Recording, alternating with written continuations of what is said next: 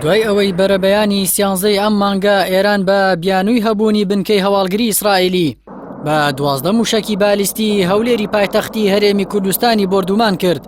کاردانەوەکانی پشت ئەو ڕووداوە هێشتا کۆتاییان نەهاتووە و پێدەچێت سەرەتایەک بێت بۆ قۆڵبوونەوەی زیاتری کێشەکان لە ناو خاکی هەرێمی کوردستان.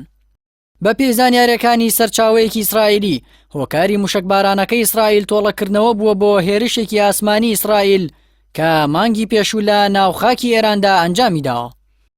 ڕۆژنامەی هەئارێتسی ئیسرائیلی بڵاوی کردەوە لە هێرشێکی ئاسمانیدا کە مانگی ڕابردوو لە ناوخاکی ئێران و لە شاری کرماشان بنکەیەکی فڕۆکەوانیان کردووەتە ئامانجوو.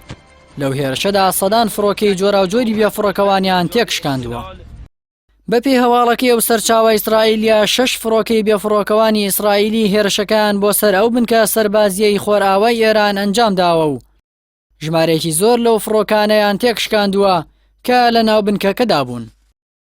بەپێی زانیاریەکان ئەو فڕۆکە ئیسرائیلیانە لە کوردستانەوە بەرەو ئێران فڕیون و هێرشەکەی سەر هەولێریش کاردانەوەیەک بووە بۆ هێرشەکەی کرماشان.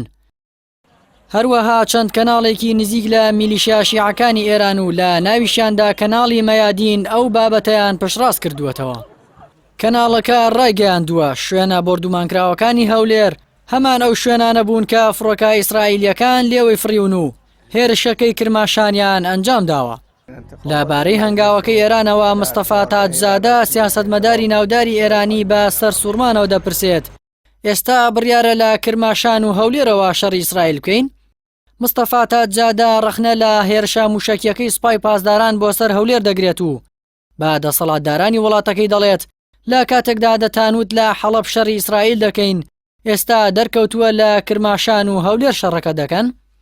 تاجزادە کە بە سیاسەتمەدارێکی ڕیفۆرمخواز لە گۆڕەپانی سیاسی ئێران دەناسرێت لە پەیامێکدا لە تۆڕی کۆمەڵایەتی تویتەر ڕەخنە لە سیاسەتی چەند ساڵی ڕابردووی حکوومەتی وڵاتەکەی دەگرێت و نووسیوێتی ئەگەر تەقینەوەکانی کرماشان کاری ئیسرائیل بوو بۆ وتتان دەنگی هەورە تریشقەیە، ئەگەر وایە بۆ لەبارەی موشکبارانەکەی هەولێرەوە وتتان وەڵامی ئیسرائیل بووە.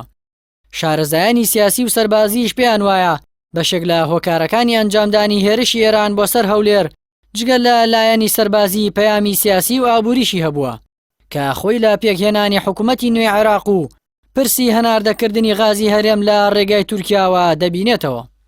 هۆکاری هێرشەکان هەرچیەک بن لەوە کەم ناکەنەوە کە بەرپرسانی هەرێم و بەغدا دەستەوسانن لە ئاسبەر پەرزدانەوەی هەر هێرشێکی لەو جۆرە و دوا بە دوای ئەنجامدانی هێرشەکەی ئیسرائیل بۆ سەر کرماشان و دژە هێرشی ئێران بۆ سەر هەولێر بەرپرسانی هەرێم و بەغداد تا ئێستا تەنها توانیویانە چەند بەیاننامەیەکی ناڕزایی دەرببڕن و ئیدانەی هێرشەکە بکەن. لە بەرامبەریشدا مەترسیەکی جدی لەسەر خاکی هەرێمی کوردستان لە ئارادایە و پێدەچێت لە داهاتوودا ببێتە ژینگەیەکی لەبار بۆ یەکلایکردنەوەی ناکۆکیەکانی نێوان ئێران و ئیسرائیل بێ ئەوەی دەسەڵاتدارانی هەرێم و عێراق توانای بەرپرسدانەوەی هیچ هەنگاوێکی دیکەی هاوشێوەیان لە داهاتوودا هەبێت.